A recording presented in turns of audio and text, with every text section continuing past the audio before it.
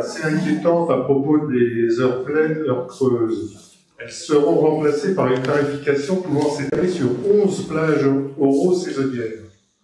Donc ça veut dire qu'on a connu pour la SNCF une modification des tarifs, hein, c'est-à-dire qu'en fonction du taux de fréquentation, nous payons plus ou moins cher, et en fonction de la date d'achat de mobilier, nous payons plus cher. Donc là, en l'occurrence, en fonction de la capacité de production des centrales, ou en fonction de la consommation, on se retrouvera confronté à une tarification plus élevée, et en général, ça sera toujours plus élevé et rarement moins cher. Voilà la réponse officielle. Hein. C'est le rapport du Sénat du 15 décembre 2010. Les nouvelles offres tarifaires que l'INCI est capable de gérer, dans lesquelles les prix de l'électricité pourraient varier dans la journée en fonction de la demande globale, etc. etc. Alors, je pense que c'est justement ce que va permettre l'INCI de moduler beaucoup plus facilement la tarification. Mais je reste persuadé qu'on va essayer d'inciter les gens justement à prendre ces nouveaux contrats qui seront plus avantageux. Ça, c'est une attitude individuelle. Moi, personnellement, je garderai mon contrat actuel parce que quand on vous vend quelque chose, j'ai tendance à être méfiant. Je ne suis pas le seul, je pense, quand on veut vous vendre des tarifs modulaires. Mais effectivement, vous savez, il y a un problème parce que les ressources électriques, progressivement, avec plus d'énergie renouvelable, elles sont par définition intermittentes. Il y a du soleil, il n'y a pas de soleil, il y a du vent, il n'y a pas de vent. Et en même temps, on a des usages nouveaux d'électricité. Et quand on nous incite à quitter nos moteurs thermiques, diesel d'abord, puis essence, en nous disant vous allez passer à l'hybride ou à l'électrique, surtout l'électrique, ça veut dire qu'on va recharger. Je me pose vraiment des questions, vu l'état du réseau, du réseau électrique français, si ça risque pas de poser des soucis. Et je pense que là, sur la modulation, c'est justement pour inciter les gens à charger, etc. J'ai même vu encore plus fort, c'est utiliser, c'est une expérimentation en Allemagne, utiliser c'était des Nissan Leaf, des voitures électriques, pour, quand il manque de courant, utiliser la voiture, c'est pareil pour Tesla, qu'il faudrait en réinjecter du courant, c'est-à-dire utiliser sa propre voiture comme une sorte de super batterie qui remettrait du courant quand on a un besoin. Et tout ça n'est possible dans un futur qu'avec des compteurs connectés. Je pense que c'est là le fond de l'affaire, mais je peux me tromper. Oui, pour rebondir là-dessus, en fait, le but de pouvoir facturer en temps réel l'électricité, et c'est bon, tout ça, c'est des recommandations européennes, hein, et c'est pas des recommandations européennes, c'est pas, voilà, c'est pas toujours gentil, en fait, c'est présenté comme ça, mais c'est, voilà. Et en fait, le but à terme, c'est de pouvoir vendre l'électricité en temps réel en fonction de la demande, et plus la demande sera forte, plus l'électricité sera chère. Et parallèlement à ça, l'Union européenne demande de privatiser les barrages français, et les grands groupes qui rachèteront les barrages français vendront l'électricité, puisque les barrages, c'est ce qui permet d'amener l'électricité au moment où on en a plus besoin. Ils vendront l'électricité au plus fort, et le fonds de l'histoire, il est là, les 5,7 milliards d'argent investis, ils vont être comptabilisés pour les groupes bancaires qui rachèteront les barrages et qui pourront vendre l'électricité au moment où elle sera le plus chère, et on laissera à nos enfants le soin de recycler les centrales nucléaires, de les démanteler, et l'énergie verte qui sera très rentable, ben, ça sera pour les banques. Voilà le fond du... Moi je le vois comme ça. Alors, je vais quand même préciser, nous, on était un groupe de 5 personnes qui nous sommes rencontrés à terme, nous n'avions aucune expérience et nous ne faisions même pas partie de l'association au départ, c'est pour ça qu'on s'est nommé comité citoyen. Après, on a adhéré, c'est pour ça que pour tous ces types de réponses, il faut nous adressons aux personnes qui ont l'expérience et donc à la question. Je ne sais pas si je peux répondre à toutes les questions, mais c'est quoi? Non, mais c'était sur les... Alors. La première question, c'est est-ce que vous pouvez faire un bilan des résultats des procès qu'Enedis s'est engagé contre les mairies et une position contre lui. En général, les mairies se sont toutes faites déboutées, à part les toutes premières où ils n'ont pas respecté les... il y a un délai de 2 mois, mais comme ça n'a pas bougé, du coup, les premiers arrêtés de maires de villes comme hier, par exemple, dans l'Essonne, n'ont pas été déboutés. Mais sinon, tout a été débouté. Mais on espère qu'avec les nouveaux arrêtés, là, normalement, ça devrait pas pouvoir passer. Mais après, il faut savoir quand même qu'il y a le maire de Beauvais. Alors, le maire de Beauvais, il a envoyé à tous les maires de France un courrier accompagné de la liste des incendies et accompagné d'un modèle d'arrêté. Mais bon, c'est un modèle qu'on peut contester, mais enfin bon, il a déjà fait cette démarche.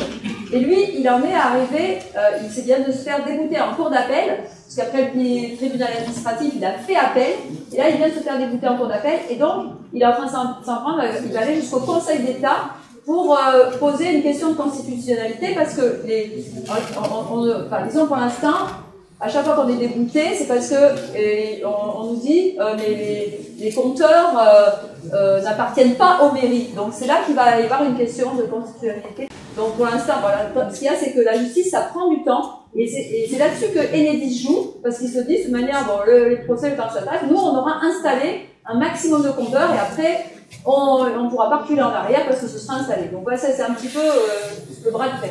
Mais je croyais que certains procès avaient donné des gens même dans la Drôme ou à Valence ou non. Non, à Valence, non. Après, il y a d'autres procès qui sont en cours, parce qu'il y a des gens qui se sont regroupés pour faire une action collective. Et donc, ça va commencer là vers le 15 ou 17 novembre. C'est un cabinet CB qui a regroupé des gens. Il y a près de 5000 personnes qui ont fait des dossiers, qui se sont inscrites à cette procédure. Donc, ça joue surtout beaucoup sur la santé, mais bon, le cabinet essaye de faire... disons, remplacer éventuellement les compteurs qui auraient été changés, surtout pour les personnes électrosensibles.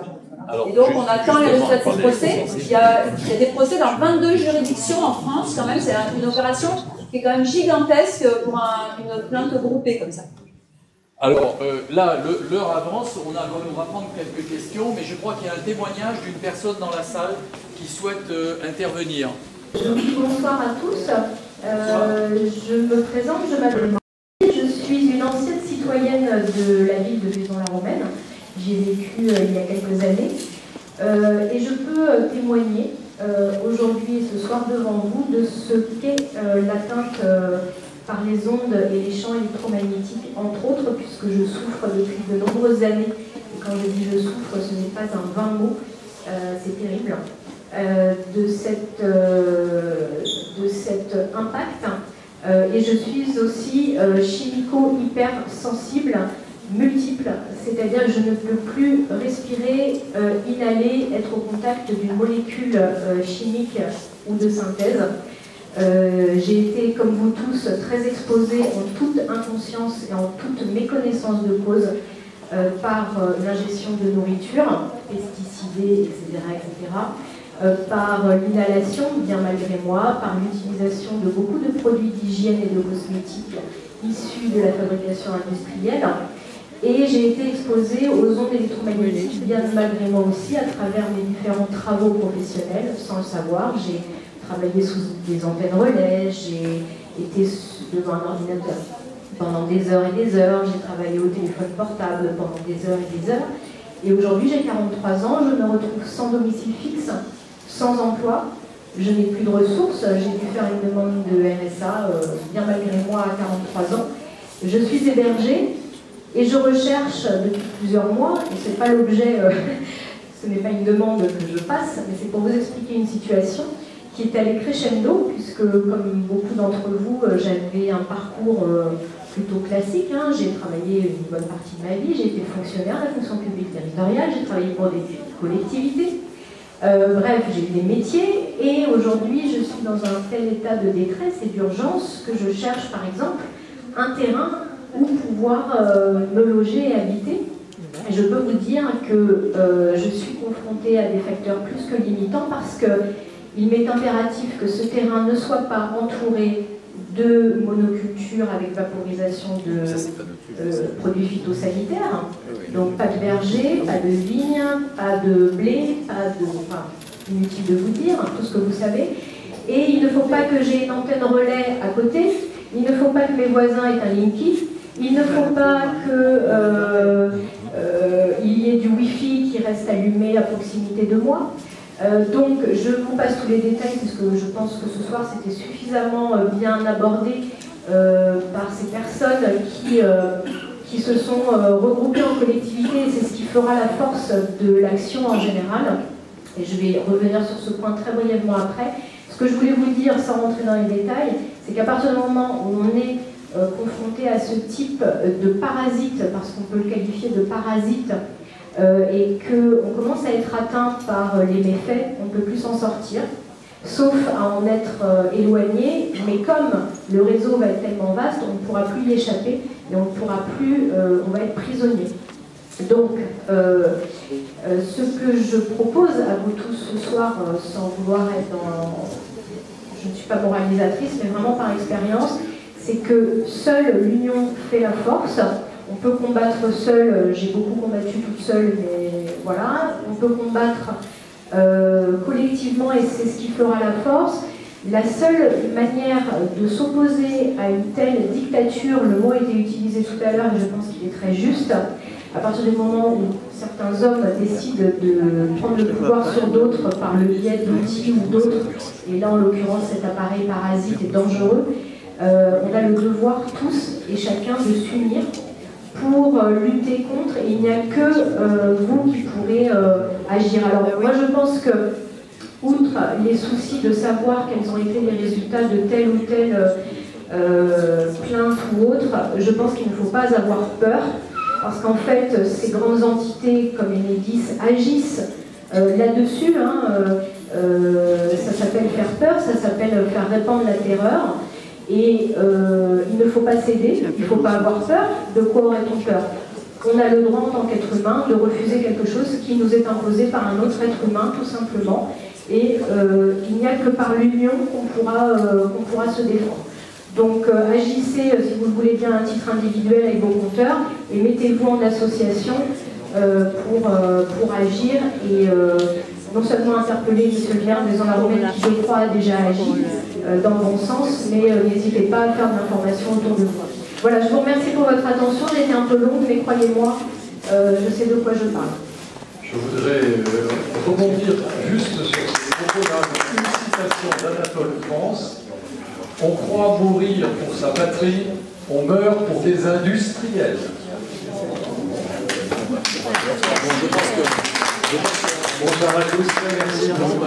Merci beaucoup, merci tout le monde d'être venu.